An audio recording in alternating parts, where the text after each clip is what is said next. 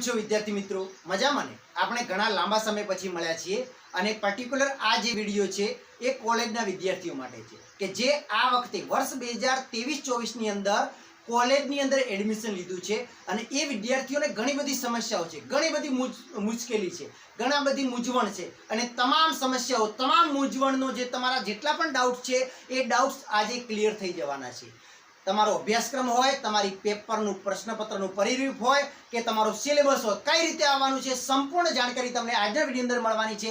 તો આ વિડિયો તમારે પૂરેપૂરો જોવાનો છે અને હા, તમારા બીજા મિત્રોને પણ શેર કરવાનો છે। હવે તમે કોલેજની અંદર ગયા હશો, કોલેજમાં તમારા નવા મિત્રો બન્યા હશે, તો એમને પણ વાત કરો કે વન ટચ એજ્યુકેશન ચેનલને સબસ્ક્રાઇબ કરી નાખે, જેથી કરી એમને પણ આવા વિડિયો, અવનવા વિડિયો જે મળે છે એ સૌ પ્રથમ મળવા લાગે। તો તમે કરશો, તમારા બીજા મિત્રોને આ વાત કરવાની છે કે ભાઈ જો વન ટચ એજ્યુકેશન ચેનલ ધોરણ 12 માં પણ કામ આવી હતી, ધોરણ 10 માં પણ કામ આવી હતી ને હવે પણ તમે કોલેજની અંદર ગયા છો તો કોલેજમાં પણ તમને વન ટચ એજ્યુકેશન ચેનલ ઉપયોગી થાય એ પ્રકારનું આપણું કામગીરી રહેવાની છે। અને સ્પર્ધાત્મક પરીક્ષાને લગતા જે વિડિયો લેક્ચર કહેવાય એ પણ ટૂંક સમયની અંદર તમે વન ટચ એજ્યુકેશન ચેનલ ઉપર તમને જોવા મળશે, તો ચેનલને સબસ્ક્રાઇબ પણ કરી દો। હવે આપણે વાત કરીએ બેચલર ઓફ આર્ટ્સ, જેને આપણે બીએ કહીએ છીએ। તમે ધોરણ 12 માં પછી કોલેજ કરવા જો તો કોલેજને બેચલર ઓફ આર્ટ્સ એટલે કે બીએ કરી શકો છો, બીકોમ કરી શકો છો, બીએસસી કરી શકો છો, બરાબર। અને આર્ટ્સ પછી મોટા ભાગના વિદ્યાર્થીઓ શું કરતા હોય છે તો બીએ કરતા હોય છે, એટલે કે બેચલર ઓફ આર્ટ્સ કરતા હોય છે। હવે નવી એજ્યુકેશન પોલિસી પ્રમાણે જોવા જઈએ તો બેચલર ઓફ આર્ટ્સ જે છે, બીએ છે, એ તમારે હવે 4 વર્ષની ડિગ્રી થઈ ગઈ છે। 4 વર્ષની ફરજિયાત નથી, જેને 1 વર્ષની કરવી હોય એના માટે પણ છૂટ છે, 4 વર્ષની કરવી હોય એમને પણ છૂટ છે, એટલે કે ફરજિયાત છે નહીં। પણ કઈ રીતે છે, જો તમે 1 વર્ષનું કોલેજ કરશો તો તમે યુનિવર્સિટીનું સર્ટિફિકેટ મળશે, એટલે કે યુજીનું સર્ટિફિકેટ મળી જશે। તમે 2 વર્ષની કોલેજ કરશો તો તમને ડિપ્લોમાનું સર્ટિફિકેટ મળી જશે। તમે 3 વર્ષની કોલેજ કરશો તો તમે ગ્રેજ્યુએશનનું સર્ટિફિકેટ મળી જશે। તમે 4 વર્ષની કોલેજ કરશો તો તમને ગ્રેજ્યુએશન ઓનર્સની ડિગ્રી મળશે, ઓનર્સ ગ્રેજ્યુએશનની ડિગ્રી મળશે, રિસર્ચ ગ્રેજ્યુએશનની ડિગ્રી મળશે। તો આ રીતે તમે 8 સેમેસ્ટર પૂરા કરશો એટલે ઓનર્સની ગ્રેજ્યુએશનની ડિગ્રી તમારા હાથમાં હશે અથવા તો રિસર્ચની ગ્રેજ્યુએશનની ડિગ્રી તમારા હાથમાં હશે। અને જો તમે 4 વર્ષની કોલેજ કરેલી હશે તો તમે આગળ માસ્ટર ઓફ આર્ટ્સ કરવા જશો, એટલે કે એમએ કરવા જશો તો એમએ તમારા માટે 1 વર્ષનું થઈ જશે। જો તમે 4 વર્ષની ડિગ્રી કરેલી છે રિસર્ચની તો બીએડ પણ તમારા માટે 1 વર્ષનું થઈ જશે। તો આવી રીતે સંપૂર્ણ સિલેબસ આગળ તમે જેમ જેમ જતા જશો તેમ તેમ બદલાતો જશે। એટલે તમારાથી શરૂઆત થઈ છે તો તમે લકી વિદ્યાર્થી કેવો કે નવા ચેન્જ તમારાથી આવ્યા છે અને તમને સીધો બેનિફિટ પણ થવાનો છે। તો હવે આપણે ખાસ જોવા જઈએ કે પ્રથમ વર્ષની અંદર તમે એડમિશન લીધું છે તો પહેલું કામ તમારે શું કરવાનું છે, તો આખા ભારતભરના જેટલા પણ વિદ્યાર્થીઓ છે એ દરેક વિદ્યાર્થી માટે એબીસી આઈડી ફરજિયાત છે। તો એબીસી આઈડી શું છે તો કે એકેડેમિક બેંક ઓફ ક્રેડિટ છે। જેમ આપણે બેંકની અંદર ખાતું ખોલાવીએ એની અંદર તમે થોડા પૈસા રૂપિયા જમા કરાવતા જાઓ એમ તમારું બેંક એકાઉન્ટ જે બેલેન્સ છે એ વધતું જાય છે। તો આવી રીતે તમારે અહીંયા પણ ક્રેડિટ જમા કરાવવાના છે। પણ ક્રેડિટ એ કઈ રીતે જમા થશે તો તમે જેમ જેમ સેમેસ્ટર પૂરા કરતા જશો, સેમ 1 પૂરા કરશો એટલે 22 ક્રેડિટ જમા થશે, સેમ બીજું પૂરું કરશો એટલે વળી પાછા 22 ક્રેડિટ જમા થશે। આમ તમે 4 વર્ષની અંતે 170 ક્રેડિટ ભેગા કરશો। કેટલા કરશો? 170 ક્રેડિટ તમે ભેગા કરી શકશો। અને આ ક્રેડિટ તમારા બધા કેવા ભેગા થશે તો કે એબીસી આઈડી ની અંદર ભેગા થશે। હવે આ એબીસી આઈડી જે છે એ કઈ રીતે ક્રિએટ કરવાનું છે તો એ ક્રિએટ કરવા માટે તમે ડીજી લોકરનો પણ ઉપયોગ કરી શકો છો અથવા તો તમારે શું કરવાનું છે abc.gov.in આ વેબસાઇટ ઉપર જઈને પણ તમે તમારું આઈડી ક્રિએટ કરી શકો છો। પણ આઈડી ક્રિએટ કરતો પહેલા તમારે એક કામ કરવાનું છે કે જે તમારો આધાર કાર્ડ છે એ આધાર કાર્ડ નંબરને એટલે કે આધાર કાર્ડને તમારા મોબાઈલ નંબરથી લિંક કરાવી દેવાનો છે।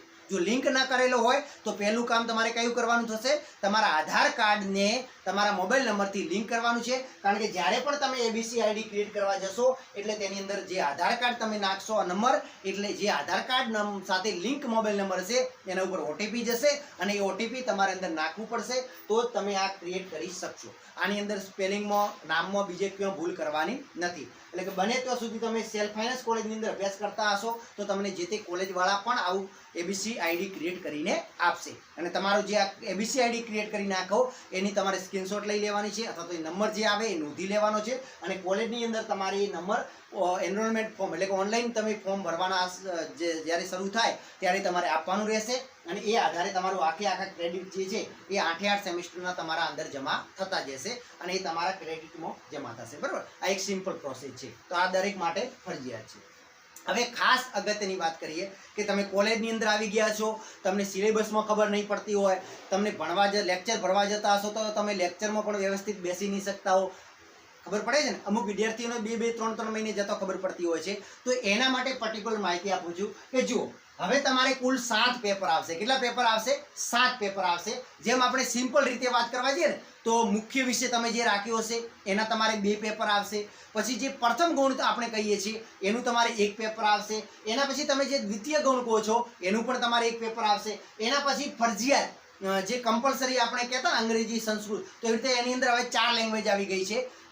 સંસ્કૃત પણ રાખી શકો છો, અંગ્રેજી પણ રાખી શકો છો, હિન્દી પણ રાખી શકો છો અને ગુજરાતી પણ રાખી. કોઈ પણ 4 માંથી એક તમારે પેપર રાખવાનું છે, એનું તમારે 1 પેપર આવશે. પછી વેલ્યુ એડેડનું જે કહેવાય છે એનું તમારે 1 પેપર આવશે અને સ્કિલનું તમારે 1 પેપર આવશે. આવી રીતે તમારા 7 પેપર આવશે. એટલે કે પ્રથમ વર્ષની અંદર તમારે કેટલા પેપર? 7 પેપર આપવાના થશે.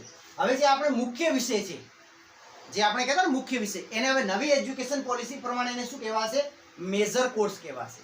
તો મેજર કોર્સ એ જ તમારો મુખ્ય વિષય. હવે મુખ્ય વિષયના તમારે કેટલા પેપર આવશે? 2. માની લો કે મુખ્ય વિષય તમે જીઓગ્રાફી રાખ્યો છે તો જીઓગ્રાફીના તમારે કેટલા પેપર આવશે? 2 પેપર આવશે. જેમ કે આપણે ઉદાહરણ તરીકે જોવા જઈએ તો એક પેપરનું ક્રમ હશે 101 અને બીજો પેપર હશે 101A. આવી રીતે તમારે 2 પેપર આવશે. કોઈ પણ સબ્જેક્ટ તમે મુખ્ય સબ્જેક્ટ રાખ્યો હોય, અંગ્રેજી રાખ્યો હોય, હિસ્ટ્રી રાખ્યો, ગમે તે રાખ્યો હોય, એના તમારે 2 પેપર આવશે. તો મુખ્ય વિષયના પેપર કેટલા આવશે? 2 પેપર આવશે. પછી માઇનર કોર્સ કહેવાય, એટલે કે પ્રથમ ગુણ આપણે જે વાત કરીએ છીએ એનો તમારે 1 જ પેપર આવશે. એનો તમારે 1 જ પેપર આવશે.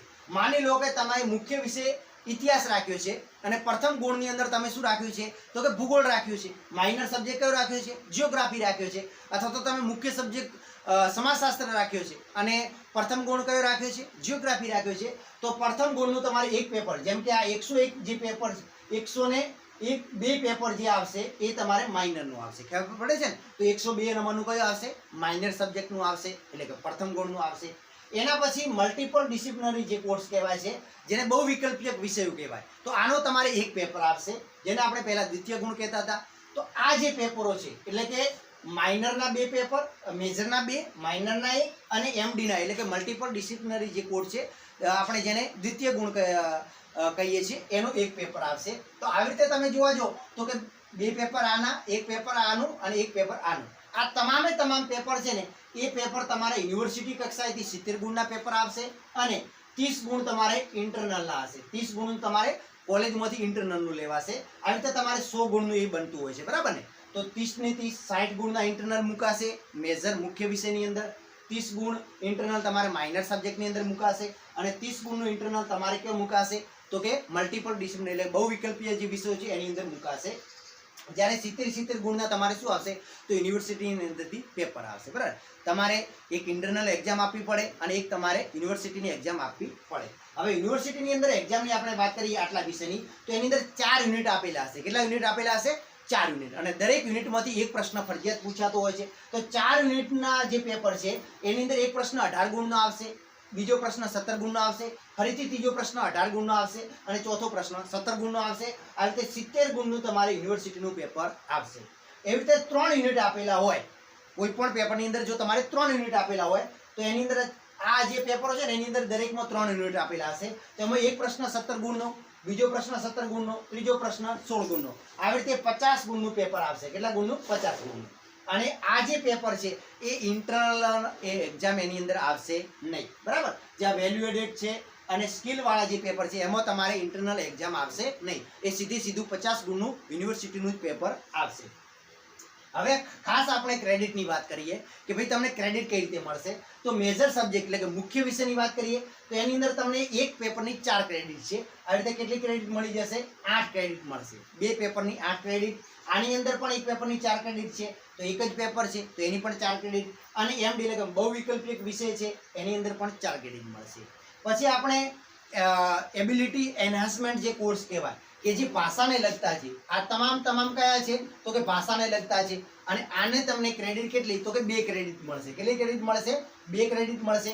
પેપર કેટલા આવશે? 1. તમે કોઈ પણ રાખી શકો. કમ્પલસરી પહેલા જે અંગ્રેજી સંસ્કૃત એવું હવે નથી. તમે અંગ્રેજી રાખો તો અંગ્રેજી રાખો, સંસ્કૃત રાખો સંસ્કૃત રાખો, ગુજરાતી રાખો તો ગુજરાતી રાખો, હિન્દી રાખો તો હિન્દી. તમારા ઉપર ડિપેન્ડ છે તમે કયો સબ્જેક્ટ રાખવા માંગો છો. તો એ રીતે તમારે રાખવાનું થશે. તો આની અંદર તમારે 2 ક્રેડિટ આવશે, 1 પેપર આવશે. પછી વેલ્યુ એડેડ જે કોર્સ છે અથવા તો ઇન્ડિયન નોલેજ સિસ્ટમમાંથી કોઈ પણ પેપર આવે, જેમ કે વેલ્યુ એડેડની આપણે વાત કરીએ તો ગાંધીજીનું વૃત્તાંત છે, ભગવદ્ ગીતા છે, આવા પેપર તમારે ભણવાના આવશે. તો એ પેપર તમે રાખો તો એનું તમારે એક જ પેપર આવશે, 50 ગુણનું યુનિવર્સિટીમાંથી આવશે અને એની ક્રેડિટ કેટલી આવશે? 2 આવશે. પછી સ્કિલ કૌશલ્યવર્ધક જે પાઠ્યક્રમ છે, સ્કિલ બેઝ આધારિત જે પેપર છે, તો જેમ કે પત્રકાર થઈ ગયું, આવા જે તમારા સ્કિલ બેઝ આધારિત અલગ અલગ વિષયોની અંદર આપણે હિસ્ટ્રીની વાત કરીએ તો પ્રવાસન નું એક પેપર આવશે, પ્રવાસન પ્રવૃત્તિનું પેપર આવશે. આ બધી સ્કિલ બેઝ આધારિત પેપર કહેવાય, બરાબર? તો આવા પેપર તમારે એક પેપર ફરજિયાત રહેશે અને એની અંદર તમારા 2 ક્રેડિટ રહેશે. એટલે કે સેમ 1 પૂરું કરશો એટલે તમારા 22 ક્રેડિટ પૂરા થઈ જશે. કેટલા ક્રેડિટ? અને 22 ક્રેડિટ પૂરા થઈ જશે. અને 22 ક્રેડિટ તમારા ક્યાં જમા થઈ જશે? ABCID ની અંદર જમા થઈ જશે. આવી રીતે તમે 8 સેમેસ્ટર પૂરા કરશો એટલે તમારે 176 ક્રેડિટ જમા થશે. કેટલા? 176 ક્રેડિટ જમા થશે. અને નવી એજ્યુકેશન પોલિસી પ્રમાણે તમે વચ્ચેથી છોડી પણ શકો છો. તમને એવું લાગે કે આપણે 2 વર્ષની કોલેજ કરી છોડી દીધી, ફરીથી તમે કોઈ બીજો કોર્સ કરવા ગયા, ફરીથી તમારે રિટર્ન આવવું છે, તો જ્યારે છોડી હોય ત્યારથી લઈ અને 7 વર્ષ થાય એ પહેલા તમે રી એન્ટર પણ થઈ શકો છો અને તમારી કોલેજ પૂરી કરી શકો છો. તો સરસ મજાનું વિદ્યાર્થીઓ માટે એકદમ બેનિફિટ હોય એ પ્રકારની નવી એજ્યુકેશન પોલિસી છે. એકદમ તમને છૂટ આપી દીધી છે. વિષય પેપર પસંદગી પણ બહોળી છૂટ મળી છે. પણ ખ્યાલ એ છે કે તમે કેવી કોલેજ પસંદ કરી છે, કે જે કોલેજની અંદર ઘણા બધા પ્રોફેસરો હોય, વિશેષના સબ્જેક્ટો મળી રહેતા હોય, એવી કોલેજ જો તમે પસંદ કરી હશે તો તમને 100% બેનિફિટ થવાનો છે. નહીતર શું થશે? કોલેજવાળા તમને ઠોકી બેહાડશે કે આ ભાઈ છે, આ લઈ લો, આ લઈ લો. એટલે તમારે ડિપેન્ડ છે કે તમારી કોલેજ કેટલી બેસ્ટ છે. જેટલી સારી કોલેજ તમે પસંદ કરી હશે એટલા તમને વધારે વિષયો અલગ અલગ વેલ્યુ એડેડના છે, સ્કિલ બેઝના છે, એવા સબ્જેક્ટ તમને ભણવાનો મોકો મળશે. તો આઈ હોપ કે તમને પૂરેપૂરો ખ્યાલ આવી ગયો હશે.